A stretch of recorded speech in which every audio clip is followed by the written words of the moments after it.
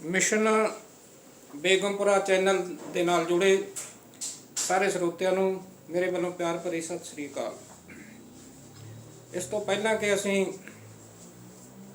ਮਹਾਂਪੁਰਸ਼ਾਂ ਦੀ ਬਾਣੀ, ਗੁਰੂਆਂ ਦੀ ਬਾਣੀ, ਗੁਰੂ ਗ੍ਰੰਥ ਸਾਹਿਬ ਜੀ ਦੀ ਜੋ ਵਿਚਾਰ ਹੈ ਉਹਨਾਂ ਦੇ ਸ਼ਬਦਾਂ ਦੀ ਵਿਚਾਰ ਸ਼ੁਰੂ ਕਰੀਏ ਤਾਂ ਮੈਂ ਦਾਸ ਕੁਝ ਗੱਲਾਂ ਤੁਹਾਡੇ ਨਾਲ ਸਾਂਝੀਆਂ ਕਰਨਾ ਚਾਹੁੰਦਾ ਹਾਂ। ਭੂਮਿਕਾ ਦੇ ਰੂਪ ਵਿੱਚ ਇਹ ਦੱਸਣਾ ਚਾਹੁੰਦਾ ਹਾਂ ਕਿ ਜੋ ਇਤਿਹਾਸਕ ਖੋਜ ਹੈ ਭਾਰਤ ਦੇ ਸੰਬੰਧ ਵਿੱਚ ਜੋ ਅੰਗਰੇਜ਼ਾਂ ਦੇ ਸਮੇਂ ਵਿੱਚ ਕੀਤੀ ਗਈ ਉਹ ਤੋਂ ਇਹ ਸਿੱਧ ਹੋ ਗਿਆ ਹੈ ਕਿ ਅੱਜ ਤੋਂ 5000 ਸਾਲ ਪਹਿਲਾਂ ਇਸ ਭਾਰਤ ਦੀ ਧਰਤੀ ਤੇ, ਜਿਸ ਨੂੰ ਸਿੰਧ ਘਾਟੀ ਦੀ ਸਭਿਅਤਾ ਵੀ ਕਿਹਾ ਜਾਂਦਾ ਹੈ, ਇੱਥੋਂ ਦੇ ਮੂਲ ਨਿਵਾਸੀ ਆਦਿਵਾਸੀ ਲੋਕਾਂ ਦਾ ਰਾਜ ਭਾਗ ਹੁੰਦਾ ਸੀ।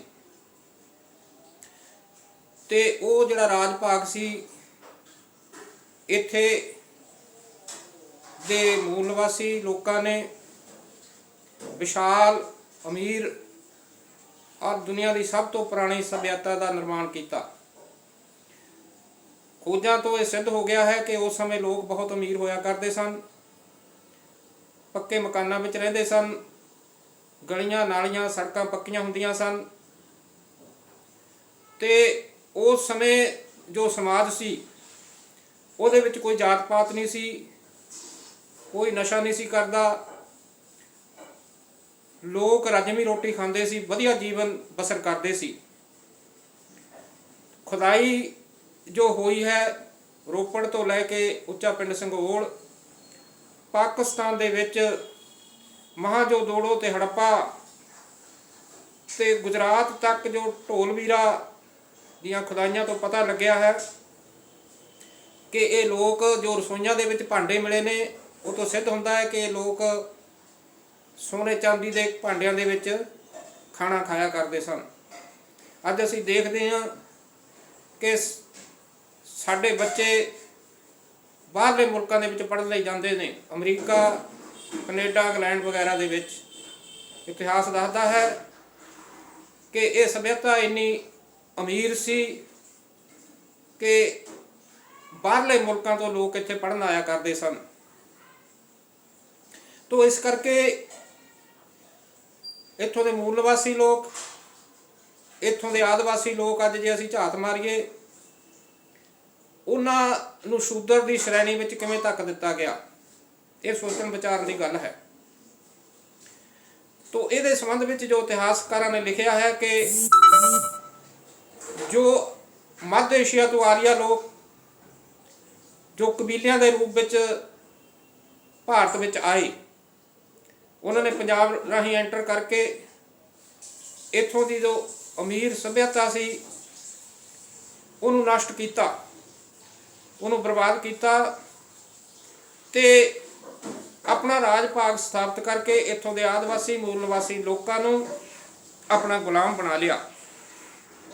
ਹਮੇਸ਼ਾ ਵਾਸਤੇ ਉਹਨਾਂ ਨੂੰ ਗੁਲਾਮ ਬਣਾਈ ਰੱਖਣ ਦੇ ਲਈ ਪਹਿਲਾਂ ਉਹਨਾਂ ਨੇ 4 ਵਰਨਾਂ ਦੀ ਵਿਵਸਥਾ ਕਾਇਮ ਕੀਤੀ ਤੇ 4 ਵਰਨਾਂ ਦੀ ਵਿਵਸਥਾ ਦੇ ਅਨੁਸਾਰ 3 ਜੋ ਵਰਨ ਹਨ, ਬ੍ਰਾਹਮਣ, ਖੱਤਰੀ ਤੇ ਵੈਸ਼, ਸਾਰੇ ਅਧਿਕਾਰ, ਹੱਕ ਉਹ ਸਾਰੇ ਦੇ ਸਾਰੇ ਆਪਣੇ ਕੋਲ ਰਾਖਵੇਂ ਕਰ ਲਏ ਤੇ ਇੱਥੋਂ ਦੇ ਆਦਿਵਾਸੀ ਮੂਲ ਨਿਵਾਸੀ ਲੋਕਾਂ ਨੂੰ ਚੌਥੇ ਵਰਨ ਦੇ ਵਿੱਚ ਧੱਕ ਦਿੱਤਾ ਤੇ ਉਹਨਾਂ ਦੇ ਸਾਰੇ ਹੱਕ ਹਕੂਕ, ਵਿੱਦਿਆ ਪੜ੍ਹਨਾ, ਪੈਸਾ ਰੱਖਣਾ, ਪ੍ਰੋਪਰਟੀ ਬਣਾਉਣੀ, ਜਾਇਦਾਦ ਬਣਾਉਣੀ,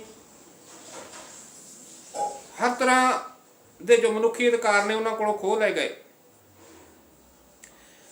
ਤੇ ਇਹ ਸਿਲਸਿਲਾ ਜੋ ਕਾਫੀ ਦੇਰ ਚੱਲਦਾ ਰਿਹਾ। ਉਸ ਤੋਂ ਬਾਅਦ ਇਸ ਦੇਸ਼ ਦੇ ਵਿੱਚ ਬੁੱਧ ਕ੍ਰਾਂਤੀ ਆਈ। ਉਹਨਾਂ ਨੇ ਜੋ ਰਾਜ ਭਾਗ ਸਥਾਪਿਤ ਕੀਤਾ ਭਾਰਤ ਦੇ ਵਿੱਚ, ਉਹ ਬਹੁਤ ਉੱਚ ਕੋਟੀ ਦਾ ਰਾਜ ਭਾਗ ਸੀ। ਉਸ ਸਮੇਂ ਦੇ ਯੁੱਗ ਨੂੰ ਸਵਰਨ ਯੁੱਗ ਵੀ ਕਿਹਾ ਜਾਂਦਾ ਹੈ ਇਤਿਹਾਸ ਦੇ ਵਿੱਚ। ਪਰ ਇਹ ਜ਼ਿਆਦਾ ਤੇ ਦੇਰ ਨਾ ਚੱਲ ਸਕਿਆ ਕਿਉਂਕਿ ਬ੍ਰਾਹਮਣਾਂ ਨੇ ਘੁਸਪੈਠ ਕਰਕੇ ਇੱਥੋਂ ਦੇ ਜੋ ਉਹ ਰਾਜੇ ਸਨ ਉਹਨਾਂ ਨੂੰ ਧੋਖੇ ਦੇ ਨਾਲ ਖਤਮ ਕੀਤਾ, ਉਹਨਾਂ ਦੇ ਕਤਲ ਕੀਤੇ ਗਏ ਤੇ ਦੁਬਾਰਾ ਫਿਰ ਇਸ ਦੇਸ਼ ਦੇ ਵਿੱਚ ਜੋ ਮਨੂਵਾਦੀ ਸਿਸਟਮ ਆ ਉਹ ਲਾਗੂ ਕੀਤਾ, ਕਿਉਂਕਿ ਉਹਨਾਂ ਨੇ ਦੇਖਿਆ ਕਿ ਇਹਨਾਂ ਨੂੰ ਹਮੇਸ਼ਾ ਲਈ ਗੁਲਾਮ ਰੱਖਣ ਦੇ ਲਈ ਸਾਨੂੰ ਹੋਰ ਤਰੀਕੇ ਅਪਣਾਉਣੇ ਚਾਹੀਦੇ ਨੇ। ਵਰਨ ਵਿਵਸਥਾ ਦੇ ਨਾਲ ਨਾਲ ਉਹਨਾਂ ਨੇ ਇਸ ਦੇਸ਼ ਦੇ ਜੋ ਆਦਿਵਾਸੀ ਮੂਲ ਨਿਵਾਸੀ ਲੋਕ ਸਨ, ਜਿਨ੍ਹਾਂ ਨੂੰ ਉਹਨਾਂ ਨੇ ਸ਼ੂਦਰ ਕਿਹਾ, ਉਹਨਾਂ ਨੂੰ ਜਾਤਾਂ ਪਾਤਾਂ ਦੇ ਵਿੱਚ ਵੰਡਿਆ। 3743 ਜਾਤਾਂ ਬਣਾਈਆਂ ਗਈਆਂ ਤੇ ਉਹਨਾਂ ਨੂੰ ਆਪਸ ਵਿੱਚ ਉਹਨਾਂ ਦਾ ਭਾਈਚਾਰਾ ਤੋੜ ਦਿੱਤਾ ਗਿਆ।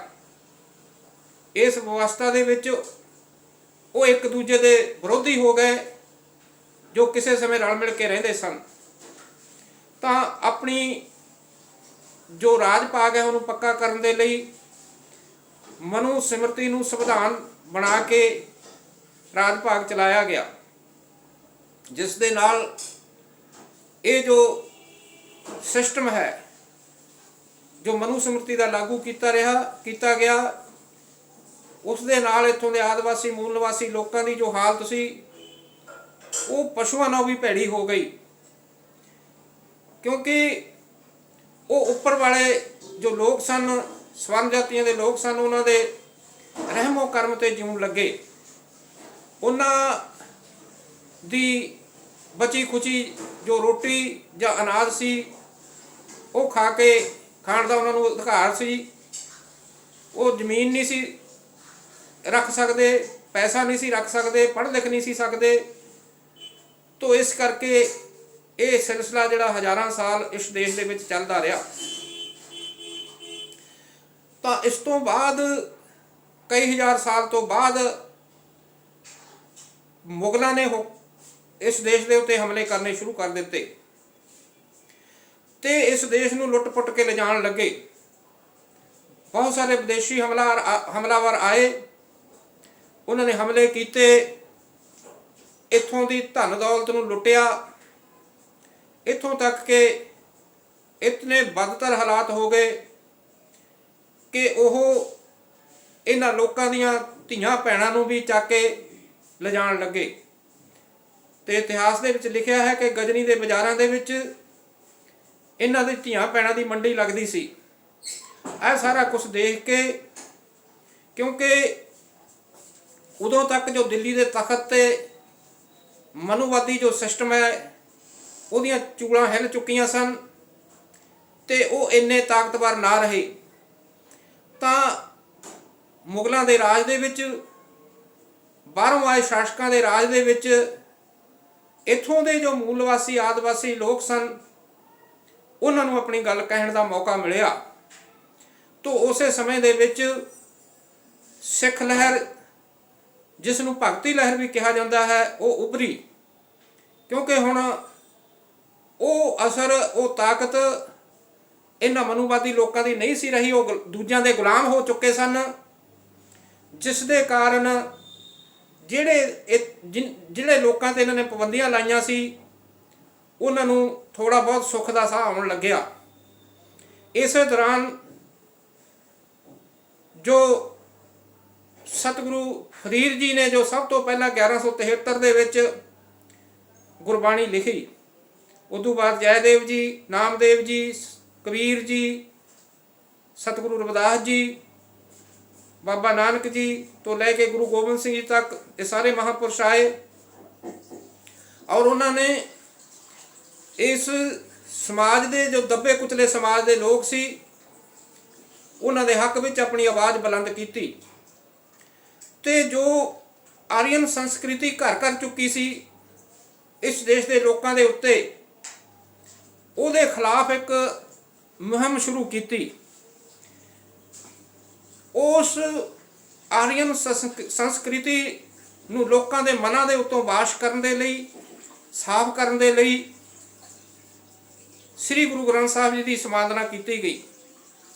ਸ੍ਰੀ ਗੁਰੂ ਗ੍ਰੰਥ ਸਾਹਿਬ ਦੀ ਜਿੰਨੀ ਵੀ ਬਾਣੀ ਆ ਮਨੂਵਾਦੀ ਲੋਕਾਂ ਵੱਲੋਂ ਸਥਾਪਿਤ ਕੀਤੇ ਗਏ ਸਿਸਟਮ ਦੇ ਖਿਲਾਫ ਹੈ, ਪੂਰੀ ਤਰ੍ਹਾਂ ਖਿਲਾਫ ਹੈ, ਕਿਉਂਕਿ ਮਨੂਵਾਦੀ ਸਿਸਟਮ ਅਸਮਾਨਤਾ ਦੇ ਵਿੱਚ ਦੀ ਗੱਲ ਕਰਦਾ ਹੈ, ਤੇ ਗੁਰੂ ਗ੍ਰੰਥ ਸਾਹਿਬ ਦੀ ਜੋ ਬਾਣੀ ਹੈ ਇਹ ਸਮਾਨਤਾ ਦੀ ਗੱਲ ਕਰਦੀ ਹੈ। ਅਵਲ ਅੱਲਾ ਨੂਰ ਪਾਇਆ, ਕੁਦਰਤ ਕੇ ਸਭ ਬੰਦੇ, ਏਕ ਨੂਰ ਤੇ ਸਭ ਜਗ ਉਪਜਿਆ, ਕੌਣ ਭਲੇ ਕੌਣ ਮੰਦੇ, ਆਹ ਗੱਲ ਕਰਦੀ ਹੈ। ਤੋ ਇਸ ਕਰਕੇ ਇਹ ਜੋ ਸਿੱਖ ਲਹਿਰ ਦੇਸ਼ ਦੇ ਵਿੱਚ ਉੱਭਰੀ, ਇਹ ਮੂਲ ਰੂਪ ਦੇ ਵਿੱਚ ਅਸਲ ਵਿੱਚ ਜੋ ਹਜ਼ਾਰਾਂ ਸਾਲਾਂ ਤੋਂ ਗੁਲਾਮ ਲੋਕ ਸੀ, ਜਿਨ੍ਹਾਂ ਦਾ ਇਸ ਦੇਸ਼ ਦੇ ਉੱਤੇ ਰਾਜ ਭਾਗ ਹੋਇਆ ਕਰਦਾ ਸੀ, ਉਹਨਾਂ ਦੇ ਹੱਕ ਵਿੱਚ ਇੱਕ ਲਹਿਰ ਸੀ, ਤੇ ਉਹਨਾਂ ਨੂੰ ਵਾਪਸ ਉਹਨਾਂ ਦਾ ਰਾਜ ਭਾਗ ਦਿਵਾਉਣ ਦੇ ਲਈ ਇੱਕ ਯਤਨ ਸੀ, ਇੱਕ ਕ੍ਰਾਂਤੀ ਸੀ। ਤੇ ਜਿਸ ਦੇ ਨਾਲ ਇਹ ਹੋਇਆ ਕਿ ਜੋ ਗੁਰੂਆਂ ਨੇ ਕਿਹਾ ਕਿ ਇਨ ਗਰੀਬ ਸਿੱਖਣ ਕੋ ਮੈਂ ਦੂੰ ਪਾਤਸ਼ਾਹੀ, ਜੇ ਯਾਦ ਕਰੇ ਹਮਰੀ ਗੁਰਿਆਈ। ਇਹ ਰਾਜ ਭਾਗ ਜੋ ਸਤ ਤੋਂ ਖੁੱਸ ਗਿਆ ਸੀ, ਜਿਹੜਾ ਸਤ ਤੋਂ ਖੋਹ ਲਿਆ ਗਿਆ ਸੀ, ਉਹਨੂੰ ਵਾਪਸ ਲਿਆਉਣ ਦੀ ਕਹਾਣੀ ਹੈ ਗੁਰੂ ਗ੍ਰੰਥ ਸਾਹਿਬ ਦੀ ਜੋ ਗੁਰਬਾਣੀ ਹੈ ਗੱਲ ਕਰਦੀ ਆ। ਤੋ ਜਿਹੜੀ ਗੁਰਬਾਣੀ ਅਸਲ ਜੋ ਮੰਜ਼ਿਲ ਹੈ ਗੁਰਬਾਣੀ ਦੀ, ਜੋ ਗੁਰੂਆਂ ਦਾ ਮਕਸਦ ਸੀ, ਉਹ ਰਾਜ ਭਾਗ ਹੀ ਵਾਪਸ ਲਿਆਉਣ ਦਾ ਮਕਸਦ ਸੀ। ਕਿਉਂਕਿ ਜੋ ਸੱਚ ਦੇ ਅਸੂਲ ਇਸ ਦੇਸ਼ ਦੇ ਵਿੱਚ ਲਾਗੂ ਸਨ, ਸਿੰਧ ਘਾਟੀ ਸਭਿਅਤਾ ਉਹਨਾਂ ਅਸੂਲਾਂ ਤੇ ਨਿਰਮਾਣ ਹੋਇਆ, ਵਿਕਸਿਤ ਹੋਈ, ਉਹ ਸਾਰੇ ਆਰੀਆ ਸੰਸਕ੍ਰਿਤੀ ਨੇ ਢਹਿ ਢੇਰੀ ਕਰ ਦਿੱਤੇ, ਖਤਮ ਕਰ ਦਿੱਤੇ, ਜਿਸ ਦੇ ਕਾਰਨ ਇਹ ਦੇਸ਼ ਬਰਬਾਦ ਹੋ ਗਿਆ। ਉਹ ਰਾਜ ਭਾਗ ਨੂੰ ਵਾਪਸ ਲਿਆਉਣ ਦੇ ਲਈ ਜਾਤ ਪਾਤ ਰਹਿਤ, ਨਸ਼ਿਆਂ ਤੋਂ ਰਹਿਤ, ਵਹਿਮਾਂ ਭਰਮਾਂ ਪਖੰਡਾਂ ਤੋਂ ਰਹਿਤ ਸਮਾਜ ਸਿਰਜਣ ਦੇ ਲਈ ਗੁਰਬਾਣੀ ਸਾਡੇ ਦੇਸ਼ ਦੇ ਵਿੱਚ ਆਈ। ਔਰ ਲਿਖਿਆ ਗਿਆ, ਹਉ ਬਲਿਹਾਰੀ ਸਤਿਗੁਰ ਆਪਣੇ, ਜਿਸ ਗੁਪਤ ਨਾਮ ਪ੍ਰਗਾਜਾ। ਜੋ ਸਿੰਧ ਘਾਟੀ ਦੇ ਉੱਚ ਪਾਏ ਦੇ ਅਸੂਲ ਜੋ ਖਤਮ ਕਰ ਦਿੱਤੇ ਇਹਨਾਂ ਆਰੀਆ ਵਿਦੇਸ਼ੀਆਂ ਨੇ, ਉਹਨਾਂ ਨੂੰ ਪ੍ਰਗਟ ਕਰਨ ਦੀ ਗੱਲ ਹੈ, ਜਿਨ੍ਹਾਂ ਅਸੂਲਾਂ ਦੇ ਆਧਾਰ ਤੇ ਦੁਨੀਆ ਦੀ ਸਭ ਤੋਂ ਅਮੀਰ ਸਭਿਅਤਾ ਦਾ ਵਿਕਾਸ ਹੋਇਆ, ਨਿਰਮਾਣ ਹੋਇਆ। ਉਸ ਉਹਨਾਂ ਨੂੰ ਪ੍ਰਗਟ ਕਰਨ ਦੀ ਗੱਲ ਹੈ ਗੁਰੂ ਗ੍ਰੰਥ ਸਾਹਿਬ ਦੀ ਬਾਣੀ। ਗੁਪਤੀ ਬਾਣੀ ਪ੍ਰਗਟ ਹੋਈ। ਗੁਰੂਆਂ ਨੇ ਦੱਸ ਦਿੱਤਾ ਕਿ ਜੇਕਰ ਇਹ ਦੇਸ਼ ਤਰੱਕੀ ਕਰ ਸਕਦਾ ਹੈ ਤਾਂ ਕੇਵਲ ਤੇ ਕੇਵਲ ਉਹਨਾਂ ਅਸੂਲਾਂ ਤੇ, ਉਹਨਾਂ ਵਿਚਾਰਾਂ ਤੇ ਜੋ ਉਸ ਸਮੇਂ ਅੱਜ ਤੋਂ 5000 ਸਾਲ ਪਹਿਲਾਂ ਸਮਾਜ ਦੇ ਹੋਇਆ ਕਰਦੇ ਸੀ, ਉਹਨਾਂ ਤੇ ਚੱਲ ਕੇ ਹੀ ਤਰੱਕੀ ਕਰ ਸਕਦਾ। ਤੋ ਇਸ ਕਰਕੇ ਇਹ ਜੋ ਗੁਰਬਾਣੀ ਹੈ, ਇਹਦਾ ਕੀ ਮਕਸਦ ਹੈ? ਗੁਰੂ ਗ੍ਰੰਥ ਸਾਹਿਬ ਦੀ ਬਾਣੀ ਉਹ ਜੋ ਸਾਡੇ ਉੱਤੇ ਆਰੀਅਨ ਸੰਸਕ੍ਰਿਤੀ ਲਾਗੂ ਕੀਤੀ ਗਈ, ਅੱਜ ਵੀ ਅਸੀਂ ਉਹਦੇ ਵਿੱਚ ਪੂਰੀ ਤਰ੍ਹਾਂ ਫਸ ਚੁੱਕੇ ਹਾਂ। ਉਹਦੇ ਵਿੱਚੋਂ ਕੱਢਣ ਦਾ ਇੱਕ ਹੀਲਾ ਹੈ, ਯਤਨ ਹੈ, ਇੱਕ ਲਹਿਰ ਹੈ ਗੁਰਬਾਣੀ। ਕਿਉਂਕਿ ਜਿਨ੍ਹਾਂ ਲੋਕਾਂ ਨੂੰ ਰਾਜ ਭਾਗ ਦੇਣਾ ਸੀ, ਤਖਤਾਂ ਦੇ ਮਾਲਕ ਬਣਾਉਣਾ ਸੀ, ਪਹਿਲਾਂ ਉਹਨਾਂ ਦੇ ਮਨਾਂ ਦੇ ਵਿੱਚੋਂ ਆਰੀਅਨ ਸੰਸਕਾਰ ਖਤਮ ਕਰਨੇ ਸੀ। ਗੁਰੂ ਗ੍ਰੰਥ ਸਾਹਿਬ ਦੇ ਵਿੱਚ ਦੇਖੋ, ਇੱਕ ਇੱਕ ਸ਼ਬਦ ਉਸ ਆਰੀਅਨ ਸਿਸਟਮ ਦੇ ਖਿਲਾਫ ਖੜਾ ਹੈ। ਆਰੀਅਨ ਰੀਤੀ ਰਿਵਾਜ ਜੋ ਸੰਸਕਾਰ ਜਿੰਨੇ ਵੀ ਹਨ, ਉਹਨਾਂ ਦੇ ਖਿਲਾਫ ਖੜਾ ਹੈ। ਬਲਕਿ ਗੁਰੂ ਗ੍ਰੰਥ ਸਾਹਿਬ ਦਾ ਜਿਹੜਾ ਪਹਿਲਾਂ ਹੀ ਜਦੋਂ ਸ਼ੁਰੂਆਤ ਹੁੰਦੀ ਹੈ, ਸੋਚੈ ਸੋਚ ਨਾ ਹੋਵੀ ਜੇ ਸੋਚੀ ਲੱਖ ਵਾਰ। ਕਿਉਂਕਿ ਇਹ ਕਹਿੰਦੇ ਸਨ ਕਿ ਰੱਬ ਨੂੰ ਉਹੀ ਪਾ ਸਕਦੇ ਨੇ ਜਿਹੜੇ ਸੁੱਚੇ, ਸੁੱਚਮ ਜਾਣੀ ਨਹਾਉਣ, ਤੀਰਥਾਂ ਤੇ ਇਸ਼ਨਾਨ ਕਰਨ ਨੂੰ ਹੀ ਰੱਬ ਨੂੰ ਪਾਉਣਾ ਸਮਝਦੇ ਸਨ। ਲੇਕਿਨ ਗੁਰੂਆਂ ਨੇ ਪਹਿਲੀ ਲਾਈਨ ਦੇ ਵਿੱਚ ਹੀ ਉਹਨਾਂ ਦੀ ਉਸ ਵਿਚਾਰਧਾਰਾ ਨੂੰ ਕੰਡਮ ਕਰ ਦਿੱਤਾ ਕਿ ਕੋਈ ਬੰਦਾ ਸਿਰਫ ਨਹਾਉਣ ਦੇ ਨਾਲ, ਨਦੀਆਂ ਦੇ ਵਿੱਚ ਇਸ਼ਨਾਨ ਕਰਨ ਦੇ ਨਾਲ, ਤੀਰਥ ਸਥਾਨਾਂ ਦੇ ਨਾਲ ਇਸ਼ਨਾਨ ਕਰਨ ਦੇ ਨਾਲ ਪਵਿੱਤਰ ਨਹੀਂ ਹੋ ਸਕਦਾ। ਸੂਚੇ ਇਹ ਨਾ ਆਖੀਏ ਬਹਿਣ ਜੇ ਪਿੰਡਾ ਧੋਏ, ਸੂਚੇ ਸੇ ਹੀ ਨਾਨਕਾ ਜਿਨ ਮਨ ਵਸਿਆ ਸੋਏ। ਆਹ ਨਵਾਂ ਇੱਕ ਵਿਚਾਰਧਾਰਾ ਦਿੱਤੀ ਗੁਰੂਆਂ ਨੇ। ਗੁਰੂ ਚਾਹੁੰਦੇ ਸਨ ਕਿ ਅਸੀਂ ਉਹ ਮਨੁੱਖ ਤਖਤ ਤੇ ਬਿਠਾਈਏ, ਗੱਦੀ ਤੇ ਬਿਠਾਈਏ, ਜਿਹੜਾ ਬਿਲਕੁਲ ਆਰੀਆ ਜੋ ਵਿਚਾਰਧਾਰਾ ਹੈ, ਮਨੂਵਾਦੀ ਵਿਚਾਰਧਾਰਾ, ਉਹ ਤੋਂ ਮੁਕਤ ਹੋਵੇ। 1173 ਤੋਂ ਲੈ ਕੇ ਬਾਬਾ ਫਰੀਦ ਤੋਂ ਲੈ ਕੇ ਗੁਰੂ ਗੋਬਿੰਦ ਸਿੰਘ ਜੀ ਦੇ 1699 ਤੱਕ ਦਾ ਜੋ ਸਮਾਂ ਹੈ, 500 ਸਾਲ ਦਾ, ਉਹ ਮਨੁੱਖ ਨੂੰ ਘੜਨ ਤੇ ਲਾਇਆ। ਗੁਰਬਾਣੀ ਇੱਕ ਮਨੁੱਖ ਨੂੰ ਘੜਦੀ ਆ। ਇਹਦੇ ਅੰਦਰੋਂ ਉਹ ਜੋ ਸੰਸਕਾਰ ਨੇ ਜੋ ਸਾਡੇ ਵਿੱਚ ਪਾ ਦਿੱਤੇ ਗਏ, ਉਹਨਾਂ ਨੂੰ ਖਤਮ ਕਰਨ ਦੀ ਗੱਲ ਕਰਦੀ ਹੈ। ਤੋ ਇਸੇ ਕਰਕੇ ਕਿਹਾ, ਤਖਤ ਰਾਜਾ ਸੋ ਬਹੇ ਜੋ ਤਖਤ ਤੇ ਲਾਇਕ ਹੋਏ। 500 ਸਾਲ ਉਸ ਤਖਤ ਦੇ ਲਾਇਕ ਬਣਾਉਣ ਦਾ ਮਨੁੱਖ ਘੜਨ ਦੀ ਕਹਾਣੀ ਹੈ ਗੁਰੂ ਗ੍ਰੰਥ ਸਾਹਿਬ ਦੀ। ਘੜੀਏ ਸ਼ਬਦ ਸੱਚੀ ਟਕਸਾਲ, ਮਨੁੱਖ ਨੂੰ ਸੱਚੀ ਟਕਸਾਲ ਦੇ ਵਿੱਚ ਘੜਨਾ ਸੀ। ਉਹਦੇ ਅੰਦਰੋਂ ਵਹਿਮਾਂ ਭਰਮਾਂ ਪਖੰਡਾਂ ਨੂੰ ਖਤਮ ਕਰਨਾ ਸੀ, ਜਾਤ ਪਾਤ ਦਾ ਹੰਕਾਰ ਖਤਮ ਕਰਨਾ ਸੀ, ਵਹਿਮ ਭਰਮ ਖਤਮ ਕਰਨੇ ਸਨ, ਊਚ ਨੀਚ ਦਾ ਖਤਮ ਕਰਨੀ ਸੀਗੀ, ਇਸ ਨਾ ਬਰਾਬਰੀ ਨੂੰ ਖਤਮ ਕਰਕੇ ਇੱਕ ਖਾਲਸ ਮਨੁੱਖ ਪੈਦਾ ਕਰਨਾ ਸੀ, ਜਿਸ ਨੇ ਇਸ ਦੇਸ਼ ਦੇ ਰਾਜ ਭਾਗ ਨੂੰ ਸਾਂਭਣਾ ਸੀਗਾ। ਜੇਕਰ ਉਸੇ ਤਰ੍ਹਾਂ ਹੀ ਉਹਨਾਂ ਨੂੰ ਰਾਜ ਭਾਗ ਦੇ ਦਿੱਤਾ ਜਾਂਦਾ ਤਾਂ ਫਿਰ ਫਰਕ ਕੀ ਸੀ? ਕੋਈ ਫਰਕ ਨਹੀਂ ਸੀ ਪੈਣਾ। ਤੋ ਇਸ ਕਰਕੇ ਉਹ ਮਨੁੱਖ ਘੜਿਆ ਗਿਆ। ਜਿਹੋ ਜਿਹਾ ਮਨੁੱਖ ਅੱਜ ਤੋਂ 5000 ਸਾਲ ਪਹਿਲਾਂ ਇੱਥੇ ਇਸ ਧਰਤੀ ਤੇ ਰਾਜ ਕਰਦਾ ਸੀ, ਉਹੋ ਜਿਹਾ ਮਨੁੱਖ ਘੜਨਾ ਸੀ, ਬਣਾਉਣਾ ਸੀ, ਤੇ ਫਿਰ ਉਹਨੂੰ ਰਾਜ ਭਾਗ ਸੌਂਪਣਾ ਸੀਗਾ। ਮੰਜ਼ਿਲ ਰਾਜ ਭਾਗ ਹੀ ਆ। ਗੁਰੂ ਗ੍ਰੰਥ ਸਾਹਿਬ ਦੀ ਬਾਣੀ ਇੱਕ ਸੱਚਾ ਸੁੱਚਾ ਮਨੁੱਖ ਘੜਦੀ ਹੈ। ਗੁਰੂ ਦੀ ਬਾਣੀ ਦਾ ਉਪਦੇਸ਼, ਗੁਰੂ ਦੀ ਸਿੱਖਿਆ ਦੇ ਨਾਲ ਇੱਕ ਐਸਾ ਸਮਾਜ ਬਣਨਾ ਜਿਸ ਨੇ ਇਸ ਦੇਸ਼ ਨੂੰ ਚਲਾਉਣਾ ਸੀਗਾ। ਤੋਂ 500 ਸਾਲ ਦਾ ਸਮਾਂ ਐਸਾ ਮਨੁੱਖ ਘੜਨ ਤੇ ਲਾਇਆ ਗਿਆ। ਤੋਂ ਇਸ ਕਰਕੇ ਇਹ ਸਿਰਫ ਕੇਵਲ ਤੇ ਕੇਵਲ ਧਾਰਮਿਕ ਮੁੱਦਾ ਨਹੀਂ ਸੀ ਜੋ ਕਿ ਅੱਜ ਬਣਾ ਦਿੱਤਾ ਗਿਆ। ਗੁਰੂ ਗ੍ਰੰਥ ਸਾਹਿਬ ਦੀ ਬਾਣੀ ਦਾ ਧਾਰਮਿਕ ਪੱਖ, ਸਮਾਜਿਕ ਪੱਖ ਤੇ ਰਾਜਨੀਤਿਕ ਪੱਖ ਉਗੜ ਕੇ ਸਾਹਮਣੇ ਆਊਗਾ ਜਦੋਂ ਅਸੀਂ ਉਹਨਾਂ ਦੇ ਗੁਰੂਆਂ ਦੇ ਸ਼ਬਦਾਂ ਦੀ, ਮਹਾਂਪੁਰਸ਼ਾਂ ਦੇ ਸ਼ਬਦਾਂ ਦੀ ਵਿਚਾਰ ਕਰਾਂਗੇ। ਕਿਉਂਕਿ ਹੁਣ ਤਾਂ ਕਥਾ ਕਹਾਣੀਆਂ ਸਾਨੂੰ ਬਾਹਰਲੀਆਂ ਕਿਤਾਬਾਂ ਦੇ ਵਿੱਚੋਂ ਸੁਣਾਈਆਂ ਜਾ ਰਹੀਆਂ ਨੇ, ਕਿਉਂਕਿ ਉਹਨਾਂ ਨੂੰ ਪਤਾ ਕਿ ਜੇ ਇਹਨਾਂ ਲੋਕਾਂ ਨੂੰ ਗੁਰਬਾਣੀ ਦੀ ਸਮਝ ਆ ਗਈ, ਗੁਰਬਾਣੀ ਬਾਰੇ ਦਾ ਸੱਚ ਇਹਨਾਂ ਨੂੰ ਪਤਾ ਲੱਗ ਗਿਆ, ਤਾਂ ਇਹ ਉੱਠ ਕੇ ਖੜੇ ਹੋ ਜਾਣਗੇ। ਕਿਉਂਕਿ ਗੁਰਬਾਣੀ ਮੁਰਦਿਆਂ ਦੇ ਵਿੱਚ ਜਾਨ ਪਾਉਂਦੀ ਹੈ, ਗਿੱਦੜਾਂ ਤੋਂ ਸ਼ੇਰ ਬਣਾਉਂਦੀ ਹੈ, ਜੋ ਕਿ ਇਹ ਰਾਜਕਰਤਾ ਸ਼੍ਰੇਣੀਆਂ ਨੇ ਇਹ ਚਾਹੁੰਦੀਆਂ ਨਹੀਂ। ਤਾਂ ਇਸ ਕਰਕੇ ਉਹਨਾਂ ਨੇ ਗੁਰਬਾਣੀ ਦੀ ਵਿਚਾਰਧਾਰਾ ਦੇ ਪੈਰਲਲ ਸਾਨੂੰ ਕਰਾਮਾਤਾਂ ਦੇ ਵਿੱਚ, ਕਥਾ ਕਹਾਣੀਆਂ ਦੇ ਵਿੱਚ ਉਲਝਾ ਕੇ ਰੱਖ ਦਿੱਤਾ। ਸੋ ਸਾਥੀਓ, ਆਪਾਂ ਜੋ ਇਹ ਵਿਚਾਰ ਸ਼ੁਰੂ ਕਰਨ ਜਾ ਰਹੇ ਹਾਂ, ਗੁਰੂ ਦੇ ਸ਼ਬਦਾਂ ਦੀ ਵਿਚਾਰ, ਸਭ ਤੋਂ ਪਹਿਲਾਂ ਸਤਿਗੁਰੂ ਰਵਿਦਾਸ ਜੀ ਦੇ 40 ਸ਼ਬਦਾਂ ਦੀ ਵਿਚਾਰ ਹੋਵੇਗੀ, ਤੇ ਫਿਰ ਹੋਰ ਜੋ ਬਾਕੀ ਮਹਾਂਪੁਰਸ਼ਾਂ ਦੀ ਬਾਣੀ ਆ ਉਹਨਾਂ ਦੀ ਵੀ ਆਪਾਂ ਵਿਚਾਰ ਕਰਾਂਗੇ, ਤੇ ਸਾਨੂੰ ਪਤਾ ਲੱਗੂਗਾ ਕਿ ਗੁਰਬਾਣੀ ਦਾ ਅਸਲ ਸੱਚ ਕੀ ਆ ਤੇ ਸਾਨੂੰ ਪੜ੍ਹਾਇਆ ਕੀ ਜਾਂਦਾ, ਦਿਖਾਇਆ ਕੀ ਜਾਂਦਾ ਹੈ।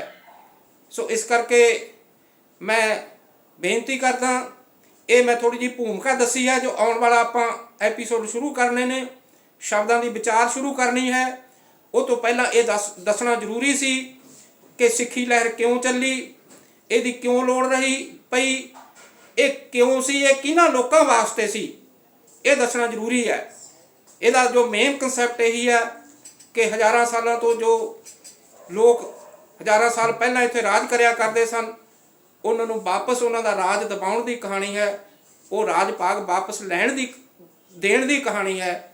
ਤੋ ਇਸ ਕਰਕੇ ਬੇਨਤੀ ਕੀਤੀ ਜਾਂਦੀ ਹੈ ਕਿ ਆਓ ਆਪਾਂ ਸਾਰੇ ਰਲ ਮਿਲ ਕੇ ਜੋ ਗੁਰੂਆਂ ਜਾਂ ਗੁਰਬਾਣੀ ਦੀ ਅਸਲ ਗੱਲ ਹੈ, ਜੋ ਅਸਲ ਉਪਦੇਸ਼ ਹੈ, ਉਹਨਾਂ ਦੀ ਜੋ ਅਸਲ ਸਿੱਖਿਆ ਹੈ, ਉਹਨੂੰ ਖੋਜਣ ਦਾ ਯਤਨ ਕਰੀਏ, ਉਹਨਾਂ ਦੇ ਸ਼ਬਦਾਂ ਦੀ ਵਿਚਾਰ ਕਰਨ ਦੀ ਕੋਸ਼ਿਸ਼ ਕਰੀਏ, ਤਾਂ ਜੋ ਅਸਲ ਸੱਚ ਹੈ, ਜੋ ਸਿੱਖੀ ਦਾ, ਗੁਰੂ ਗ੍ਰੰਥ ਸਾਹਿਬ ਦਾ ਲੋਕਾਂ ਦੇ ਸਾਹਮਣੇ ਆ ਸਕੇ। ਇਹੀ ਮੈਂ ਬੇਨਤੀਆਂ ਕਰਦਾ ਹੋਇਆ, ਭੁੱਲਾਂ ਚੁੱਕਾਂ ਦੀ ਮਾਫੀ ਚਾਹੁੰਦਾ ਹੋਇਆ ਅਤੇ ਲਾਇਕ ਅਤੇ ਸ਼ੇਅਰ ਕਰਨ ਦੀ ਬੇਨਤੀ ਕਰਦਾ ਹੋਇਆ ਮੈਂ ਰਜਾ ਲੈਣਾ। ਸਾਰਿਆਂ ਨੂੰ ਮੇਰੇ ਵੱਲੋਂ ਪਿਆਰ ਭਰੀ ਸਤਿ ਸ੍ਰੀ ਅਕਾਲ।